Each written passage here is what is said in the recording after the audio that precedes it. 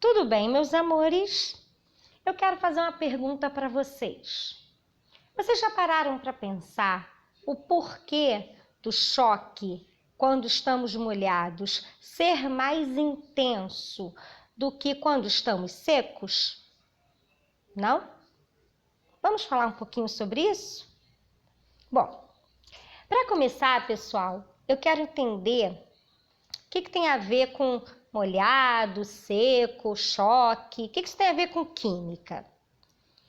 Bom, tudo que a gente faz tem um pouquinho de química no meio, eu já falei isso para vocês várias vezes, né? Várias coisas que acontecem no nosso dia a dia tem, se nós olharmos com um pouquinho de cuidado, um dedinho de química ali. E com o choque também não poderia ser diferente. Professora, choque não tem a ver com eletricidade? Tem, eletricidade. Eletricidade a gente estuda dentro de física, mas existem substâncias chamadas eletrólitos. E é isso que a gente vai ver um pouquinho. Bom, eletrólitos, galera, são substâncias que apresentam propriedade de liberar íons. E aí, o que acontece? Esses íons, quando estão livres, eles conduzem eletricidade. Duas coisas conduzem eletricidades: íons livres e elétrons livres. Mas aqui, no caso dos eletrólitos, nós vamos nos referir aos íons, tá? E se a gente pensar íons, elétrons, átomos, química, ok? Como faz parte da nossa matéria, né? Matéria que eu digo, não matéria disciplina, né? Matéria, tudo que que existe, né? No espaço, tudo que existe a gente chama de matéria, que ocupa lugar, né? No espaço. Essa matéria que eu estou me referindo. Então, eu tenho essa relação aí de química, de física, de biologia, enfim, as disciplinas se interrelacionam.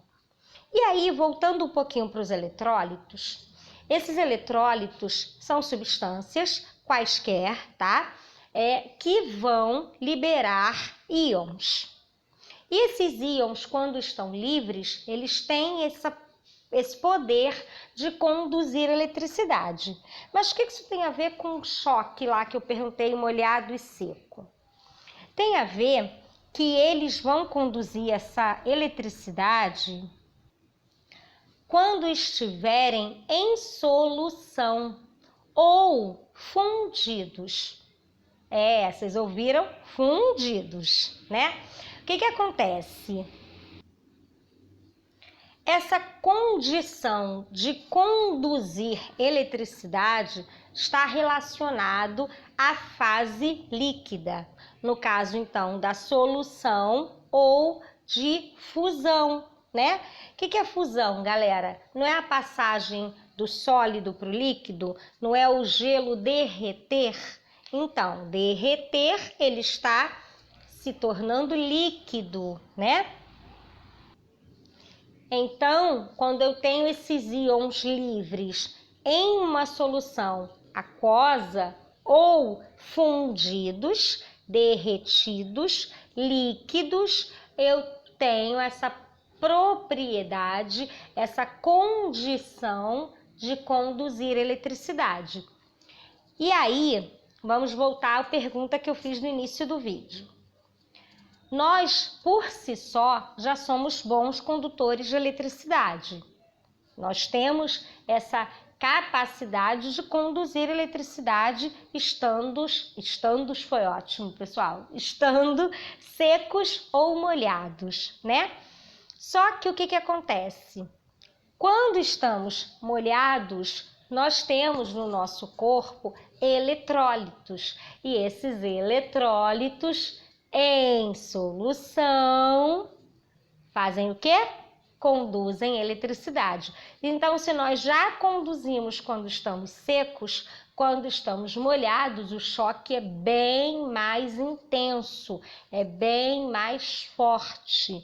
Consequentemente, os danos são bem maiores. É por isso que devemos ter alguns cuidados com eletricidade e água, ou quando estamos em praia, piscina, lagoas e o tempo começa a fechar, a ter relâmpagos, a ter raios, ok? Então a gente tem que ter esse cuidado a mais, porque o choque é mais violento, é mais intenso, devido aos eletrólitos que nós possuímos no nosso corpo, na nossa pele, e aos sais que nós também temos no nosso corpo. Então, eles conduzem mais eletricidade do que quando estamos secos, ok? Então, para a gente relembrar, o que seriam eletrólitos, galera? Seriam substâncias que vão liberar íons.